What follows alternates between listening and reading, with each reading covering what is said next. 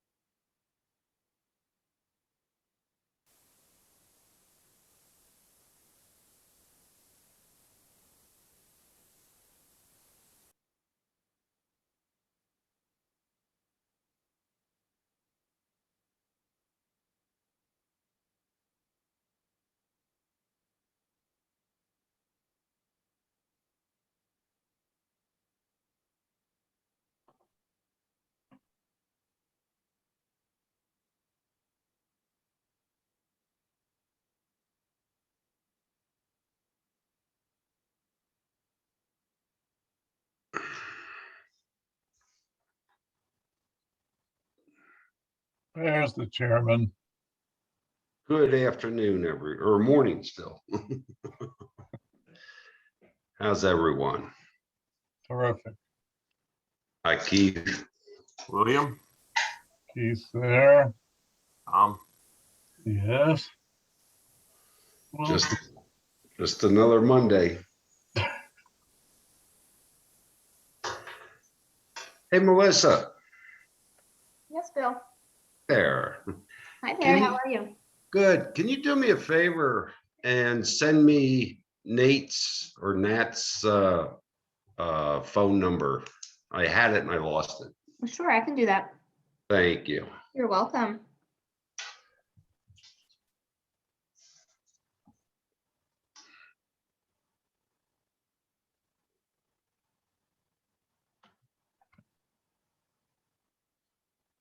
Hey, Michelle, I saw in the paper your neighbors, one of your neighbors passed away.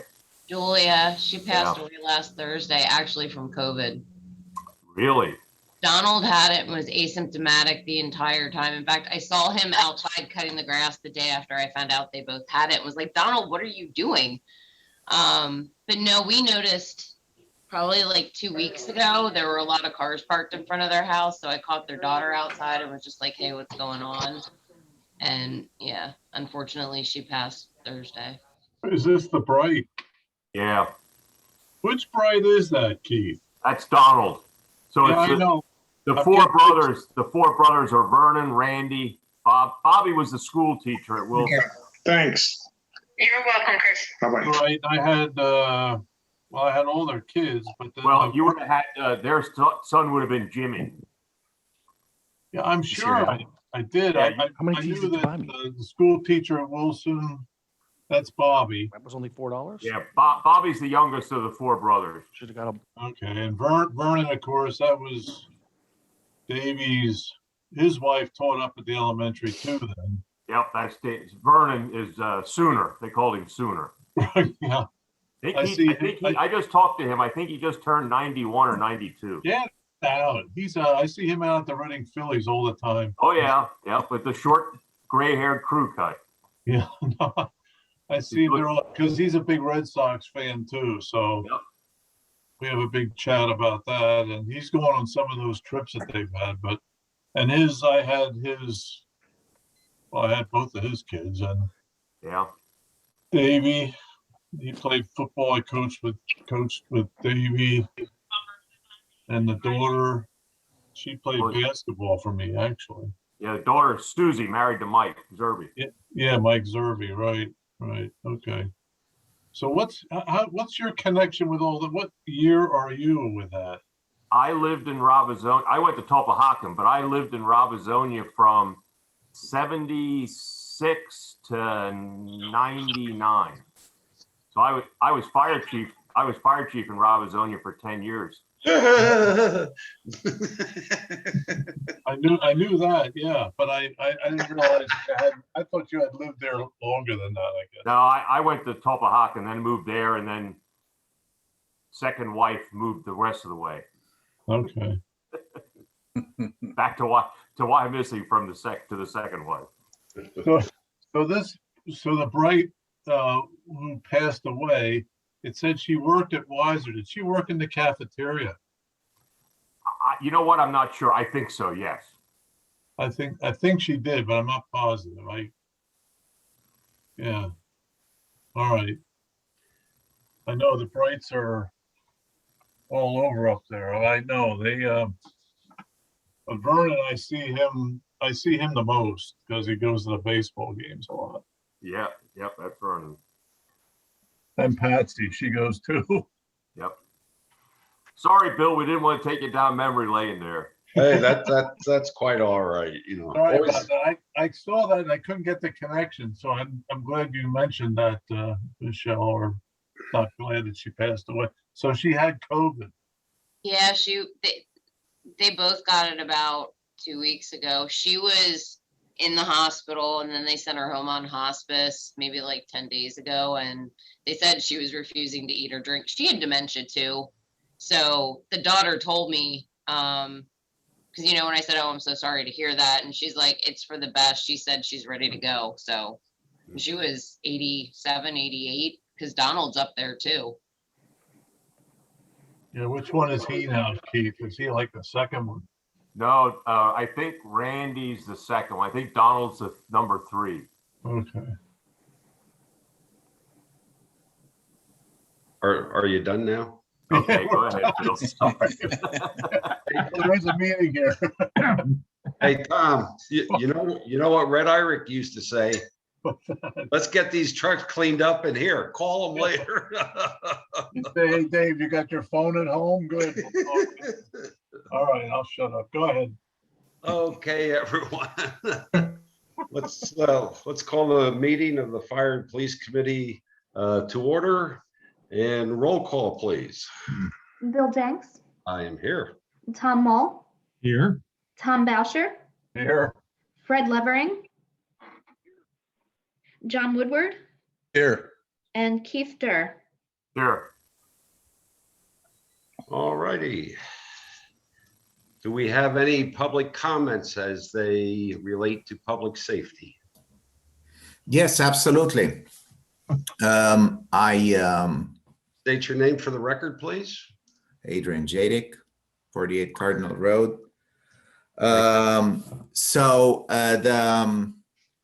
It's regarding the situation on the street here, and I wanted to thank you for closing Spiral Lane. I don't know how long that is, and that was a question I wanted to ask you. How long are we going to have Spiral Lane closed? The second thing is that, and we've had this discussion, that particular tree, it's not gonna fall only on Spiral Lane. It's probably is not 100-foot tall, but it's, tall enough to reach the road, and it can go in any direction. So I urge you to close the road until the tree gets cut. Everybody on Cardinal Road, we can use the other side.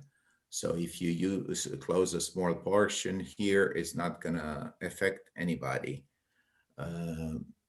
The two legs go basically in the same spot.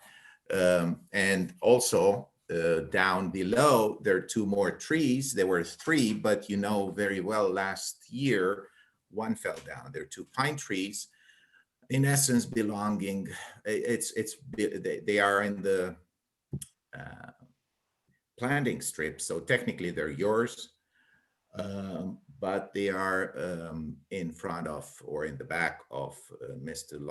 Longenecker, I think it's his name, property. So there were, like I said, there were 3 pine trees which are dead, have been dead for 2-3 years now, and I kept notifying you about them. They're very tall. They will go on the road and on our property. So please do something about this. I think, if they come, it'll take 2 minutes to cut them. They're not too thick, they're thin, but they can do a lot of damage because they are tall. It takes only, like I said, if Mark comes here in chop in 5 minutes, he's done. So all this effort here in all these meetings is completely useless. So please, there a total, from what I can count, so 2 small trees, the stump from the old one, and that big large tree for which you closed Spiral Lane. I am sure that nobody can predict in which direction that tree will fall if it falls. So like I said, I think it's a massive tree. It will kill. So please close the road and have this dealt with as soon as possible. That is all. Thank you so much, Mr. Chairman. Hey, thank you, Mr. Jadik. Pat, do you want to get with Jim and just see if we need to close it or what we can do? Yes, sir. Thank you. Okay, are there any other public comments? Yes, I wanted to ask a question. If you would please, your name. Yes, Dale Longenecker, 518 North 4th Street here in Wyomissing. Thank you. And this might be slightly ahead of scope because the speed limits haven't been posted here on the road yet with the traffic circle up above. I believe my wife, which she couldn't join, she's at work today, mentioned she heard or thought the speed limit here on this road was going to be 25 miles an hour, but we're not sure about that. I've only lived here in the borough going on 8 years, so I'm not real familiar with the circle over in Reading, but I've heard a lot of people, and my wife, this is the question I wanted to ask, because my wife said nobody speeds over at that circle because people just got ticketed to the point where, and I've heard this myself, even though I wasn't here back when that happened, that nobody speeds there because they know it's watched heavily. So her question that she wanted me to ask was, is there anything in place, or is it being thought of how to monitor the traffic coming out of the circle up top, coming down the street? Because in the past, it's notoriously people coming off of Greenwich, which now will be one way going the opposite way. But once they come out of the circle coming down the hill, it's just possible that they're going to be going faster than what they were when they were blowing through the stop sign on Greenwich. So she's just worried and wanted to ask in advance, is there anything being looked at on how the traffic's going to be monitored and enforced in the beginning, just to keep people so they understand that there is a speed limit? Chief Phillips, you want to chime in on this, or Michelle? Well, once everything's done up there and everything's established, we can certainly put up the traffic signs that we have. Then we can get some counts as to what kind of traffic's going through there and speeds, and determine what kind of issue there is, if there is going to be an issue, and when those times are, so that we can direct enforcement at that time. Okay, like I say, we're probably asking a little premature, but she's just, we have neighbors with small children, and they're now going to be parking across the street. Once there's no parking on the street, they have that little parking area directly across. And so we've just been concerned how things were going to go. So she didn't know if anything had been in place. So thank you for your answer. I appreciate that. Okay, thank you, sir. Are there any other public comments? Mr. Chairman, I also asked the question in my speech that I did not receive an answer. I think it's a straightforward question, is how long we can expect this spiral lane to be closed. Do we have a time frame? I can answer that one, Bill. Okay. Mr. Jadik, contact was made with the owner of 1100 Wyomissing Boulevard on last Thursday. Okay. It was actually with the son of the two owners. He has a tree company he's contracting with to have the tree taken down. The enforcement notice that was sent to them under the ordinance, it does give the property owner 15 days to comply. So if at the end of the 15-day period, the tree was not taken down by the owner, then the borough would need to have a discussion about going to do that work on the owner's behalf. But at this point, it sounds like the owner is voluntarily complying, and it should be taken down in the near future. The thing that I don't understand is we've been talking about this tree tree for about 3 years, 2 years at least. So I don't understand, but it's okay. So you're saying 15 days? Okay, I guess that's reasonable at this point, but please do something, because if this goes on the Hey, street. thank you, Mr. Jady. We are, so, okay.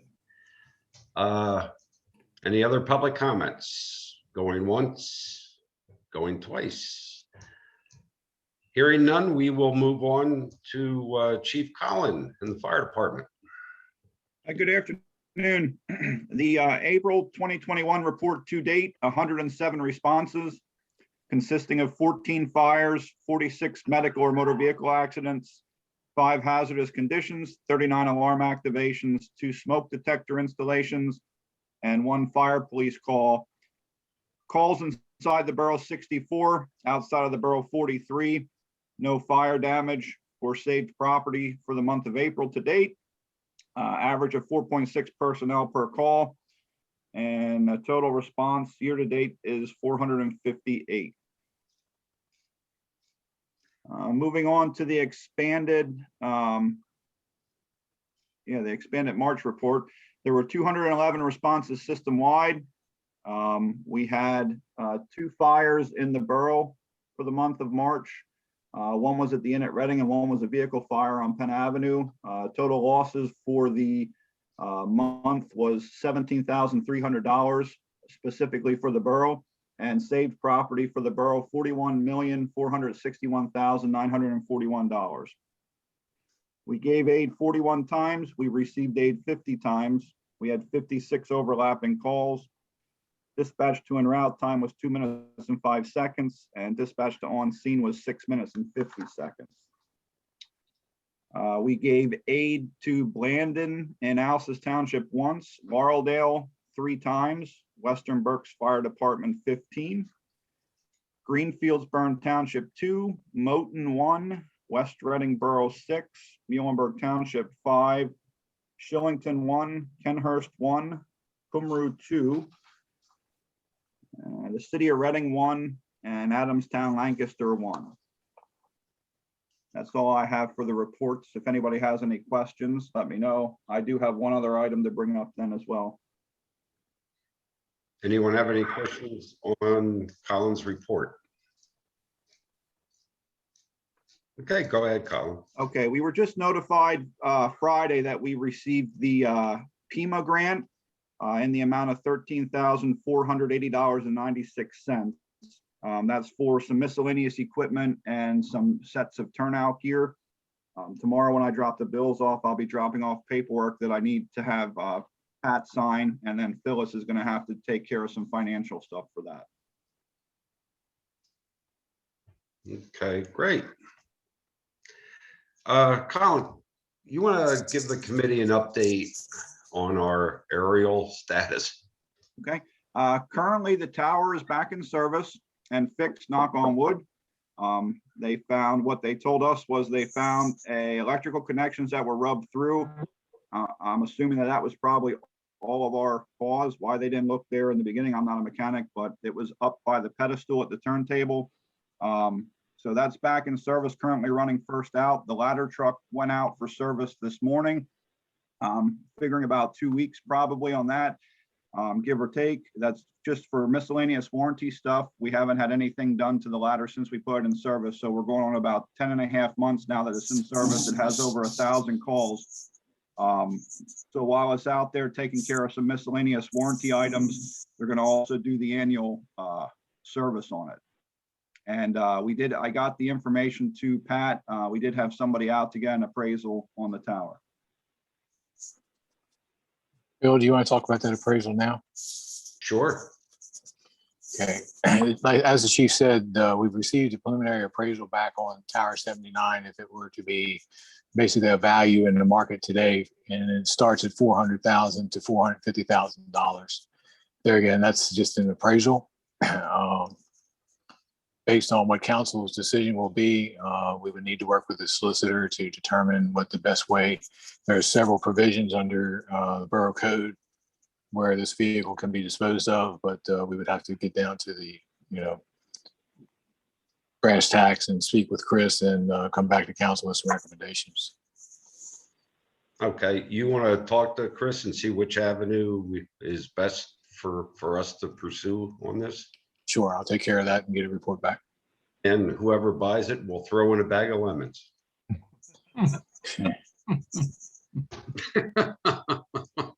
After they drive away with it, Bill. Yeah, exactly, exactly. Okay.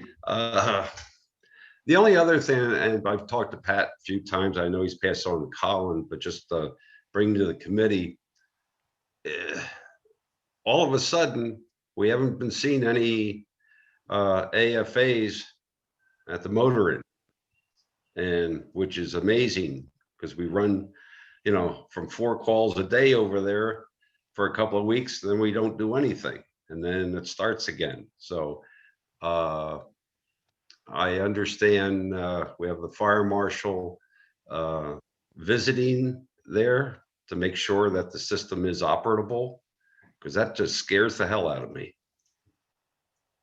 Yeah, I mean, the good thing is we're achieving compliance. So that's a good thing. I mean, we shouldn't be worried about not going there. We're working with them to achieve compliance. That's how codes work. That's what we're trying to do.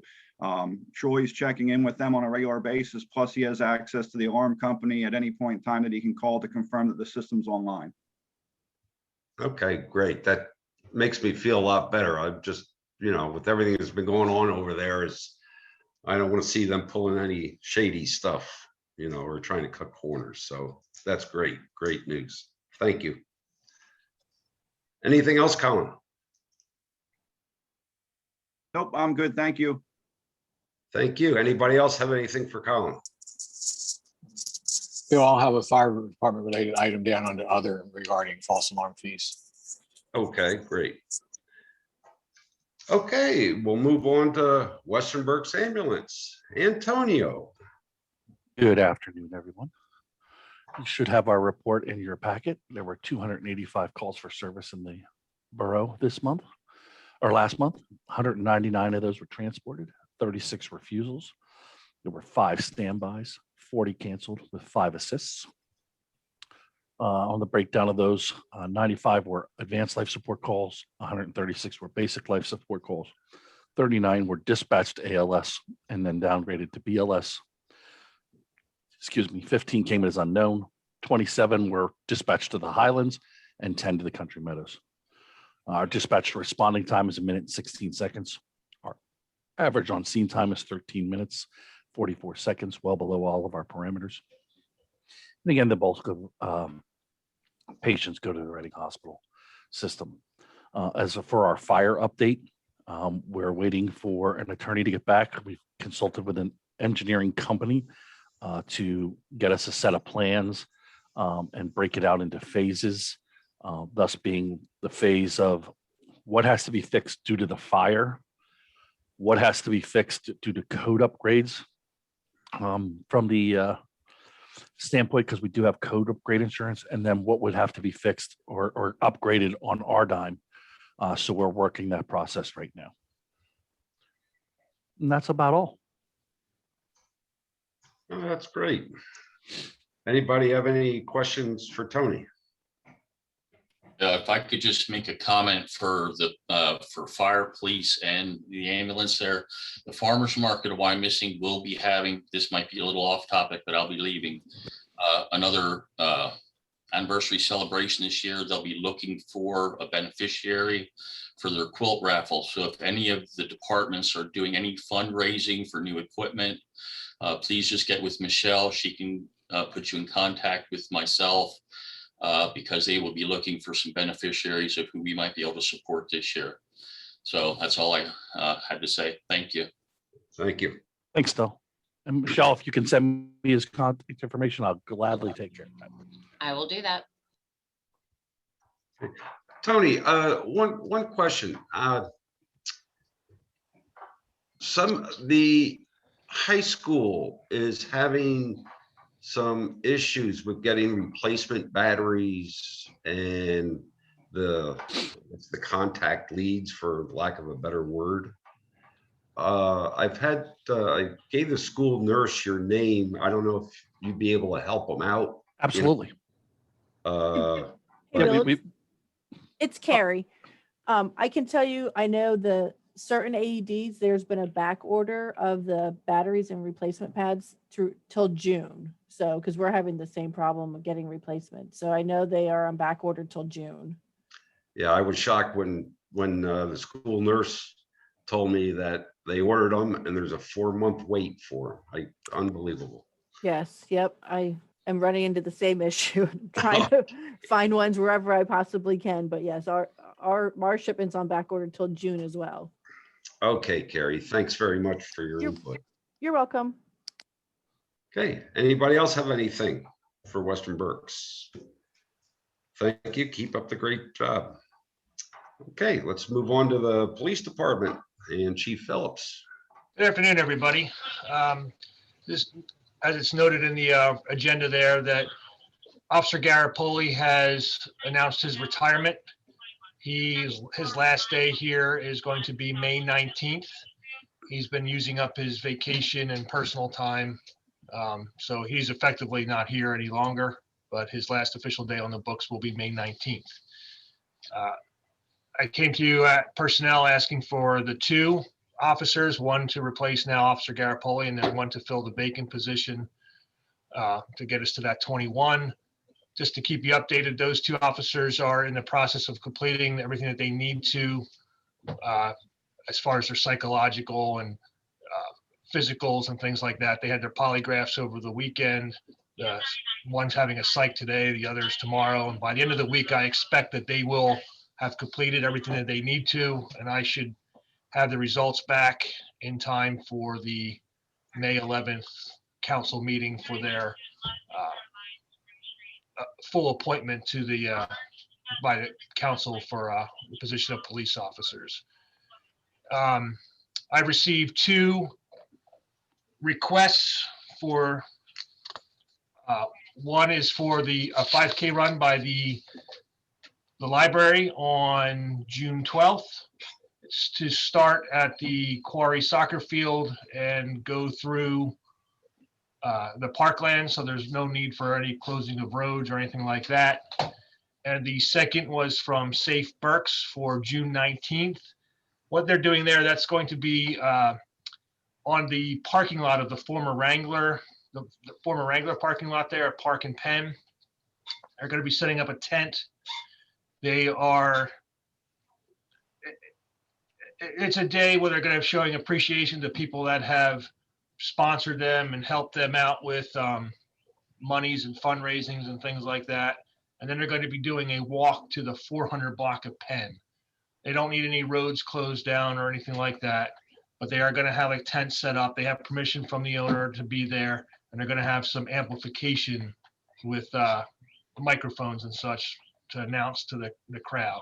We're expecting about 200 people for the day, and the tent is going to be set up the day before on the lot.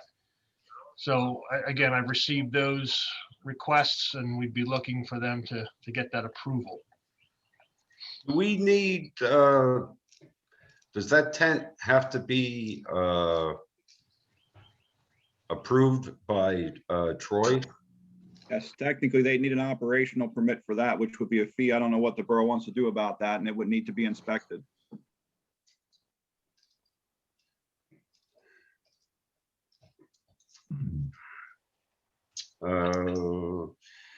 Also, I think Chief Phillips has advised him that they will also need to submit their COVID activity plan for the day too, for both events. Yeah. Well, we have plenty of time on that one. So, does the committee want to give conditional approval? I'll make a motion that we give conditional approval to that. And we also waive the fee on that one. They do a lot of work. They do a lot of work with sheltering battered women, Right. and it's a good organization. Second. Motion and a second. All those in favor? Aye. Aye. Opposed? The ayes have it. Colin, just so I'm aware, should I give you her information, email it to you? Do you want to contact her? Or should I ask her to contact you about Yeah, if you email Getting the the te- information, we'll take care of getting her the permit that she needs to complete and everything, and then I'll let Troy know as well that the fee is gonna be waived. Okay. Okay, and, I'll entertain a motion for the library's 5K run. So moved. Second. And a Second. second. All those in favor? Aye. Opposed? So be it. Thank you. And lastly, I have on here body worn cameras. I have recently been advised that we have been awarded a grant through PCCD for a matching grant up to $23,000 for body worn cameras. This was something that I believe Lieutenant Endy had put in for prior to his retirement. And we just found out that we were granted the monies. The money has to be used by the end of the year. And again, it's a matching grant up to $23,000. So I have Sergeant Purcell starting the process to look into what it would take for the body cameras. We had a rep here 2 weeks ago, and I was supposed to have a quote, and 2 emails and 2 phone calls later, I've yet to receive the quote for this stuff. But the cameras themselves cost about $1,000. And then there's ancillary costs as far as the uploading of all the video, the storage, things like that, which is what I'm trying to get a grip on. But I had him talk about body worn and in-car video, and a combination of the two looks to be about 100 grand. I think it's going to be upwards of about half that to 40 for the camera system. If we just went with body worn cameras, the grant is only for body worn cameras. So the reason why I'm bringing this up now is because, one, this was not budgeted for. It was something that was requested, but with the way things went with last year, it was taken out. But I was told that it might be something that we could look into if something were to come up. And since this money kind of appeared, that's why I'm looking into it. But I kind of want to get a feeling from council if it's something that you would be interested in looking at for this year while we have this money, or if it's something I should more look at and proposing for next year's budget, because that'll kind of determine, how much I'll get into it, how quickly. If we want to get into this year while we have that grant. It's not an automatic renewal grant. I'd have to see if we can get it again for next year. If we don't use it this year, and obviously there's no guarantee that we would be awarded the grant again. So, it's an unbudgeted expense. That's why I want to bring it up and get your feelings as to how you want me to proceed with it. So we're looking at a roughly an unbudgeted expense totally of $50,000. It's going to be, I think if we just went with the body worn cameras, it's probably going to be something like that. I'm looking at the 2 major groups out there are WatchGuard and Axon. Axon is the one that owns the Taser. WatchGuard has just recently been purchased by Motorola. Those are the ones that I'm looking at right now because we have a Motorola dealer right here. So if we have issues with it, we could get them to there a lot quicker than sending them out, with RMI being right here. The other thing with them, if you buy their package, which will include a 5-year warranty on the cameras, it gets you the unlimited storage of all the video, the software in which to view all the video. At year 3, you get brand new cameras automatically. The warranty doesn't get extended on it, but it goes out still just to the 5 years, but you're going to have brand new cameras at year 3. I think that's going to be about 50,000 when we talk to the vendor. He was going to run the numbers and make sure, but obviously, like I said, he did not get back to me here and get me that quote. So I could be as more prepared here today, but I think it's going to be about that cost. If we went into getting the in-car video as well right away, again, that would not be covered by the grant, but he said it would probably be somewhere in the upgrades of about 100,000. The other thing with it, though, with them, you have 5 years to pay it off. So in other words, if it was 50 grand and we match the 23,000 that we would get from PCCD, that's 46. We would have 4 more years to pay off the additional 4,000. So it would not be, that much over the next couple of years. After the 5 years is done, we would have to look at, do we want to renew and get all new cameras, or if the cameras are in good shape, just paying for the storage and the software to view. That would be something we'd have to look at down the line as we get closer. But I think it's something, since we got this money, and I talked to the other sergeants, they don't remember discussing it with Tom about him applying for it. I don't remember. We were talking about so much there at the end that it might have just been something that was skipped. So this money came to us as a surprise. So I hate to lose it while, we have it. It's been awarded to us. We have to use it by the end of the year, as I said. But if it's something they'd rather me try to look at a budgeting for next year, I can, but we may not have that money. Okay, just, I want to open this to, questions and so forth, but my first impression, I have two questions. Number one, if I recall, the district attorney's office was having some problems with other departments and they weren't interacting when they wanted to use this as evidence, these cameras.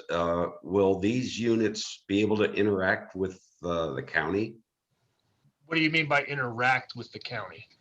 Well, the district attorney had mentioned a while back that there were some issues with the body cameras, that they weren't being able to be used as part of evidence in some cases because they weren't uploading or interacting with what the county has. That's as much as I know about it. Well, this would be something, as I said, if we got the package through WatchGuard, it all gets uploaded into their cloud. So we would then have the software that we would be able to download all the video, view all the video, and for evidence purposes, we would put them on a DVD, and that's what would be submitted then as evidence. And, Okay. it could just be viewed off of any laptop or, whatever. Okay, and my only other comment, and like I said, I want to open this up, is if we decide as a committee to go ahead, I think this is something that really needs to go before finance. Keith, you want to chime in? Yeah, Chief, so if I understand, you could do the body cameras 1 year. The in-car cameras wouldn't need to be included in the first package. That is correct. Then I, from a finance committee standpoint, I would think that we don't want to lose the $23,000 matching fund when we have the opportunity to get it. So my feeling would be that finance would be in favor of moving forward with the body cameras to utilize the 23,000 and find a way to supplement the balance of the matching fund to the 50,000. That would be my feeling. That would be my recommendation. I'm for that. Ditto with Keith for me. The body cam thing is, we want to grab that while we can. We can stick the rest in the budget for next year or whatever, but that's just my. I think in light of the current environment, we've got to get that. I'd like to suggest that the chief talk to the DA's office about Bill's concern, just to confirm that the system that you're looking at, Chief, would be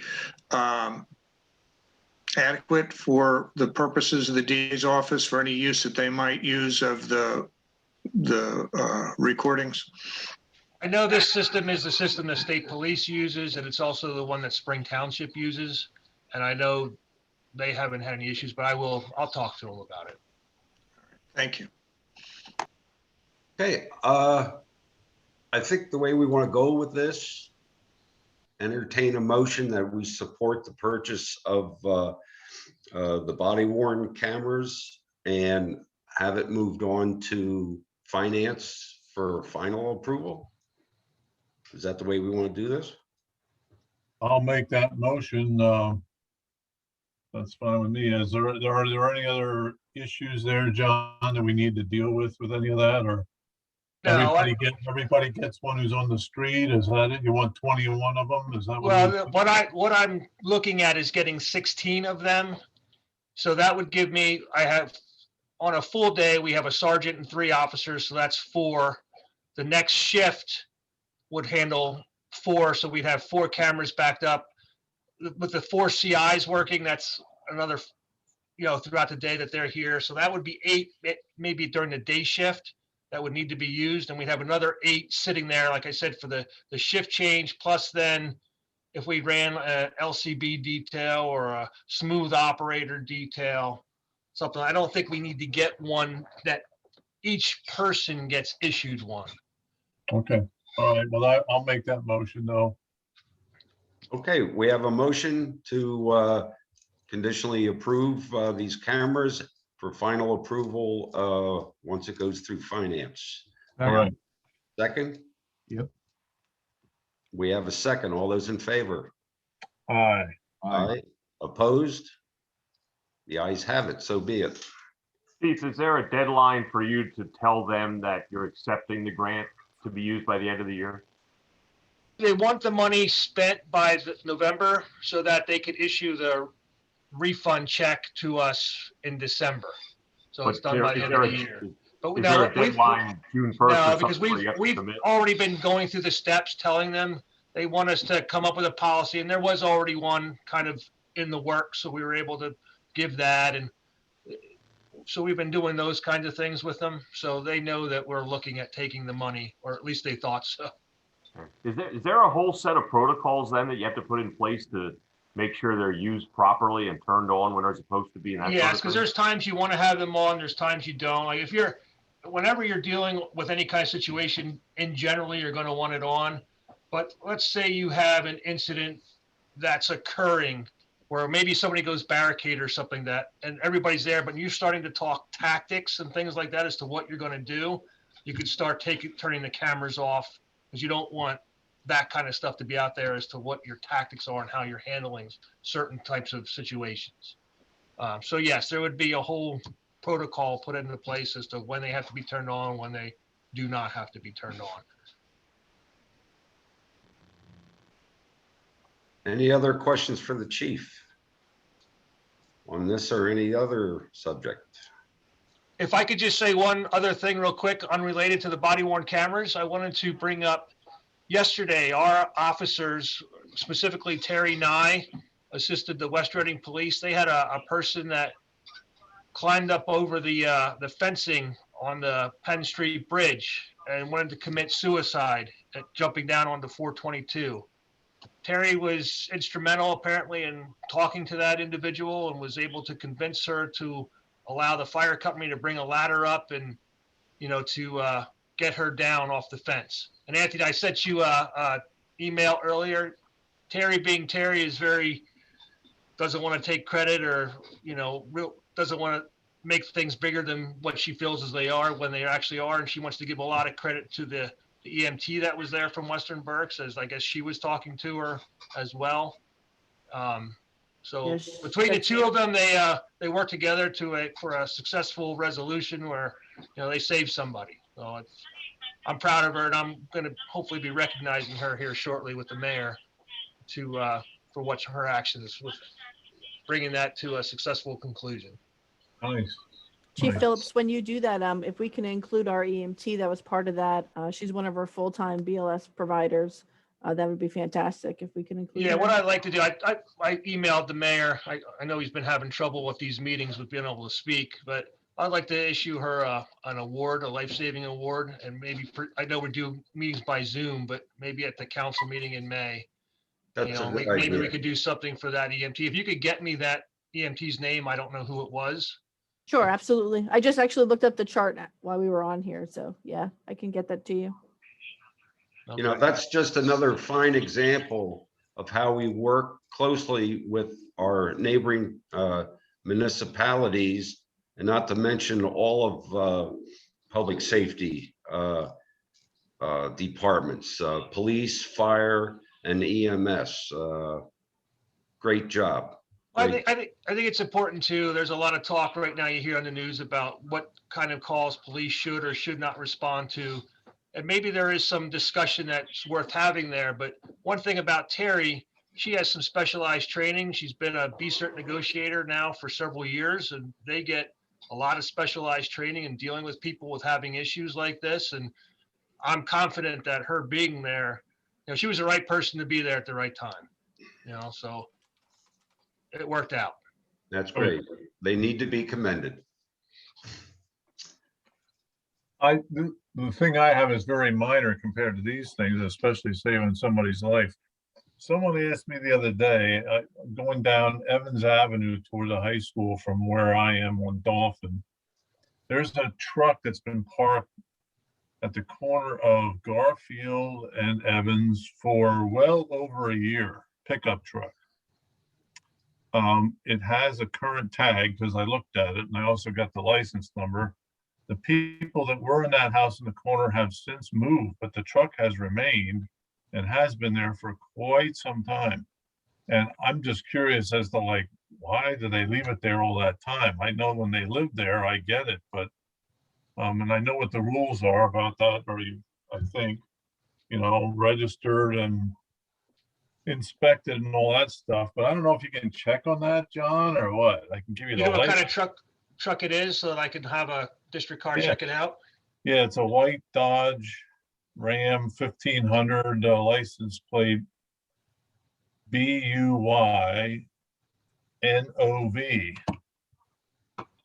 So they can check it and just see. I don't know. I don't think Yeah, it belongs to the people that are there now, but it's been there at least a year, Okay, we'll have them check on it. Make sure Okay. that it's registered, inspected, and insured, so. All right. Minor compared to saving a life, I know. Okay, Thank the only thing I want to bring to the committee's attention, I've been in discussion with Chief Phillips. I received numerous complaints, speeding complaints and concerns in areas of Wyomissing Hills. Residents there have provided me, and I've passed these on to Chief Phillips for appropriate actions. A list of the streets that the Wyomissing Hills residents have of concern. And I've relayed that information back to them, that Chief Phillips is taking the appropriate steps. So I have one item. Just anybody else have anything for the chief? Okay, go ahead, Pat.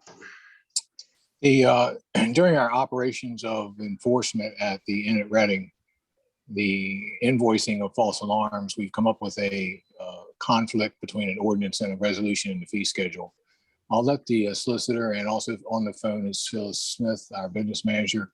I'll let them describe what they are running into there, and basically council needs to make a decision in the type of direction you want to proceed in here. Chris, Phyllis? All right, thank you, Pat. In reviewing the ordinance and the resolution setting fees for false alarms, as Pat said, there's some conflict between what has been the historic practice of the borough and what those documents reflect. So let me start by saying that what the practice has been is to have one free false alarm and then to charge $100 as a service fee for the second false alarm. And this is for non-residential or commercial properties. So there's one free, and then the first one after that, there's a service fee of $100.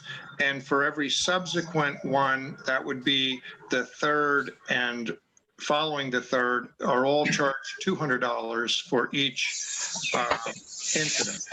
So that's what the practice is. 0, 100, and then 200 for all the rest. The ordinance that is the basis of these charges says that fees can be charged beginning with the third accidental or improper discharge, and that the fees will be set by resolution. So there's our first conflict. The first conflict is that the ordinance says that you only start paying for the third incident, but the practice has been to begin charging with the second false alarm. And then when we look at the resolution, there's some additional conflict. What the resolution very confusingly says is that the first non-residential false alarm, starting with the third false alarm, so I don't even know what that means, is $50.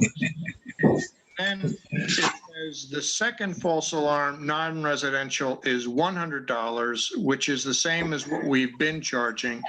And then for third and subsequent alarms, $200. So we need to resolve both of these conflicts.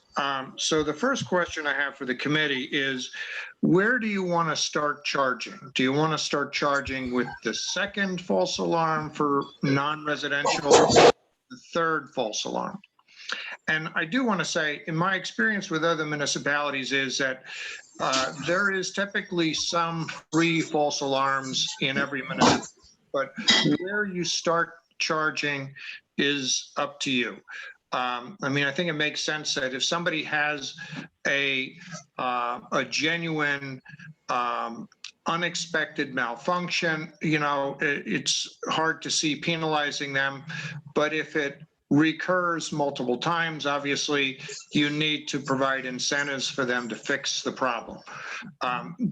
So the first question is, where do you want to start to charge fees for false alarms? And then after you answer that question, we'll talk about what fees should be. Chris, is this per year? Renews every year? Per month, per year? Or month, or year? There is nothing in the resolution or in the ordinance that says that it's an annual thing. I mean, Phyllis maybe could help me to understand how it's been applied during the time that she's worked for the borough.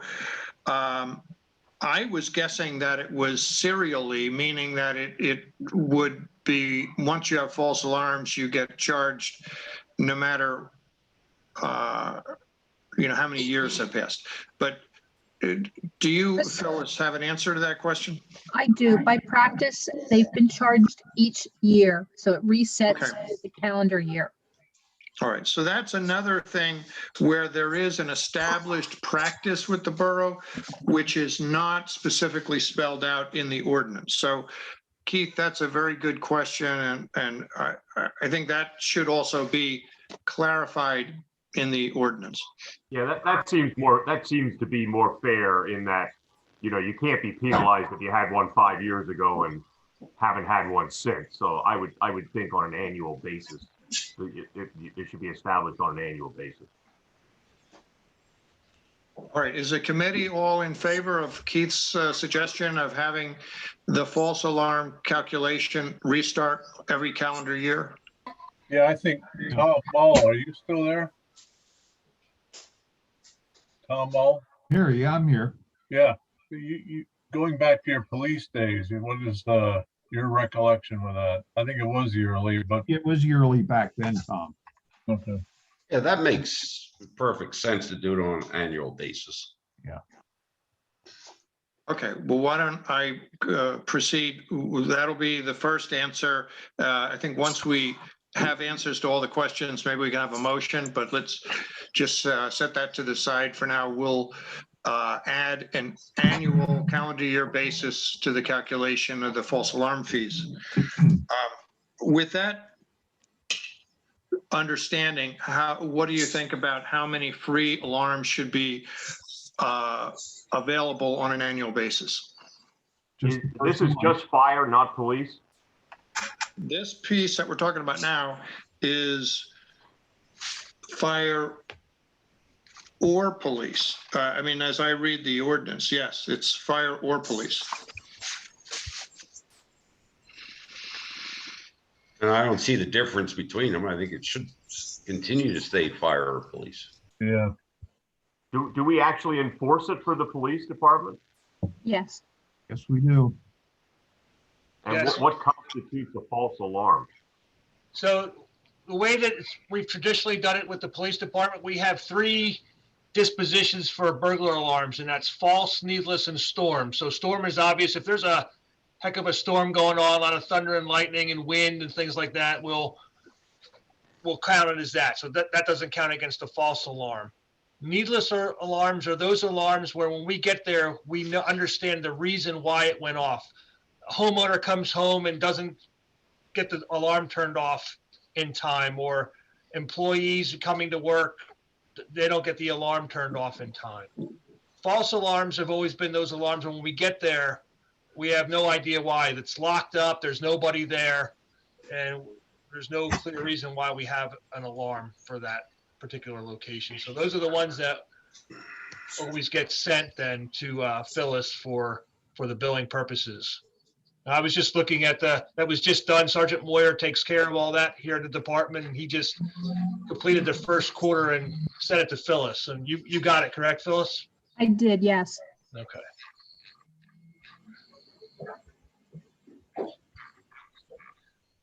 How does that work with Colin then? It has to be specific because of a malfunction, just because they're a bad cook or something like that. If the alarm does what it's supposed to do, we don't fine them for that. And I have brought that up back when we took over, because it was questioned that we weren't bringing in as much as what the past was. But a false alarm, in my opinion, is the system's actually malfunctioning. There's an issue with the system, and that's what we're doing. And we just recently changed ours in spring this year to kind of get more reflected to why I'm missing, because in the past we had 3 free ones, which I think is a little bit ridiculous. So now we have 1 free one. The first one's $50, the second one's $100, and then the third one, or everyone after that, is I'm sorry, the first one's free, the second one's $50, the third one's $100, and the fourth one and greater is $200 each. And that's on a yearly basis as well. Sounds reasonable. I'd be in favor of that, me personally. Makes sense to just make the 2 reflect each other. Yeah. Same fire department. Agreed. So we would like, what, the first 2? First one's free, second one was 50, third one was 100, fourth and above was 200 each. Chris? Yeah, if that's the committee's wish, that is what I will make the documents conform to. And it could be that the resolution is pointing in that direction of what Colin described, but it doesn't, the resolution doesn't say so as clearly as it needs to. But I think that concept is perhaps what the resolution is pointing to. So if the committee is in agreement, an amendment to the ordinance that will clarify that the false alarm charge are to be calculated on an annual basis, and that they will begin to be applied with the second false alarm. And I will also prepare a resolution that will clarify the charges as being 1 free, $50 for the second, $100 for the third, and $200 for the fourth and subsequent. If that's agreeable to the committee, does someone want to make a motion to support that?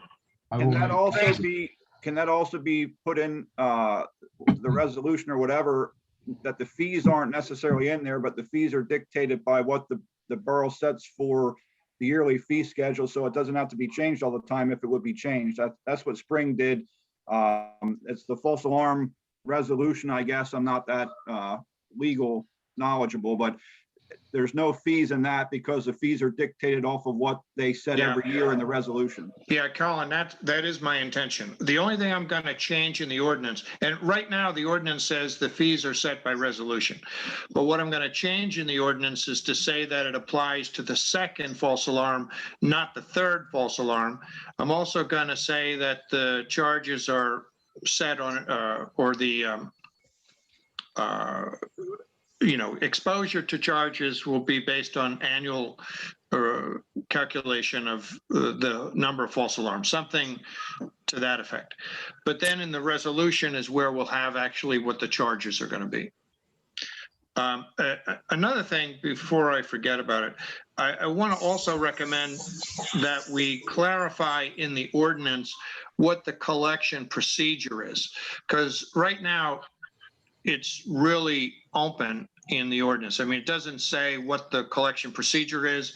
And knowing how this stuff goes to court, if somebody, if we need to take any legal action to make a collection under the ordinance, it's a lot easier to get enforcement if we have the collection procedure included in the ordinance. So that would be another tune-up that I would like to include. I agree. Makes sense. And I think the way, they're, if they don't pay it, then we put a lien on their property.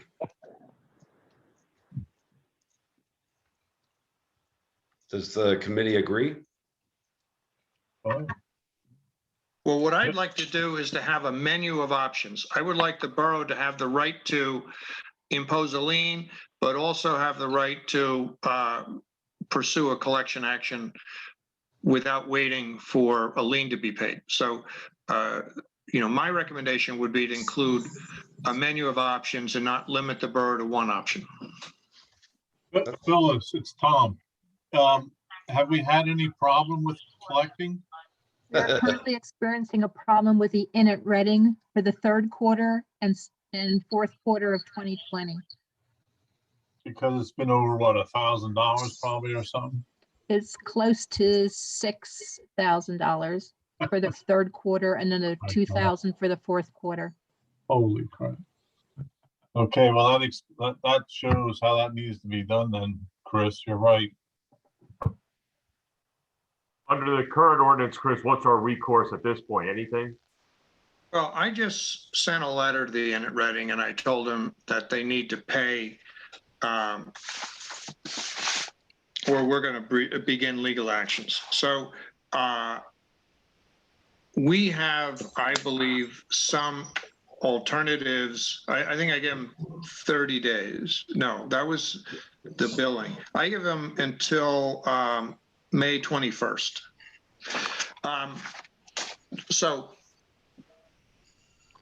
we could file a complaint with the district justice, or we could file a lien. My preference, filing a lien is cheaper, but my preference would be to file a complaint with the district justice, because I think we need to encourage them to take this issue seriously. And a lien, in my opinion, is not as, it doesn't get their attention as much as a letter saying they have to show up for a hearing.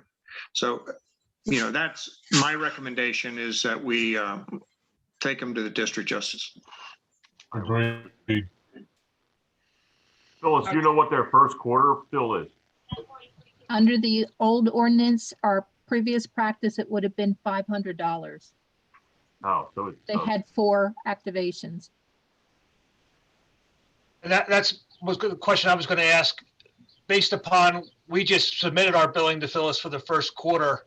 Is this something, since the rates are going to be different, do we want to hold off until this new ordinance is completed and on the books, or keep it as is and still bill for the first quarter?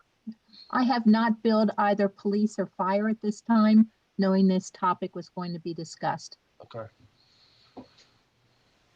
So in other words, why don't we tune up the ordinance and the resolution first? I think that's the best thing to do. Agreed. So what do we need a motion for here, Chris? Well, I would recommend a motion to recommend to council that the ordinance for fire and police alarm systems be amended to provide that charges will be collected for the second accidental or improper discharge, and that the charges will be determined on a basis of an annual review of the number of false alarms, and that the fee resolution be revised or amended to provide one free false alarm, $50 charge for the second, $100 charge for the third, and $200 for the fourth and subsequent. So that's the motion I'd recommend. So moved. Second. Motion and a second. All those in favor? Aye. Opposed? I just have one question. Does everyone who has an alarm system know this ahead of time, or does it just happen if they start piling them up? Do you know, Chris? I don't know the answer to that, but my reaction to this is that this is why you give them a free false alarm. I mean, there should be communication after the initial first false alarm telling them what the consequences of subsequent false alarms would be. But I don't know in practice how that's being handled. Okay. Chris, will this readjust the what the motor owes us? Or are we going back to when these actually occurred? Well, what the invoices that I am attempting to collect at this point are the I think they're the third and fourth quarter for last year. Is that correct, Phyllis? Correct. And my recommendation was to collect those invoices on the basis of what the ordinance provides, which I think is the ordinance as, and the resolution as it, can be interpreted based on the ordinance. So in other words, after this amendment and resolution change are approved by council, it will be different going forward for 2021. But for 2020, they're going to get relief for the first false alarm and the second one, because the ordinance as it currently is written doesn't allow us to collect for the second false alarm. Okay. All righty. Just to finish out that vote, we had a motion and a second. Again, all those in favor? Aye. Opposed? The ayes have it. Go ahead, Chris. All right, thank you. Okay, thank you. That's all on the agenda. Does anybody else have any items they wish to bring before the committee? Hearing none, I'll entertain a motion to adjourn. So moved. Second. Second. All those in favor? Aye. Yeah. Take care. Okay, have a good day, everyone. Yeah, you too.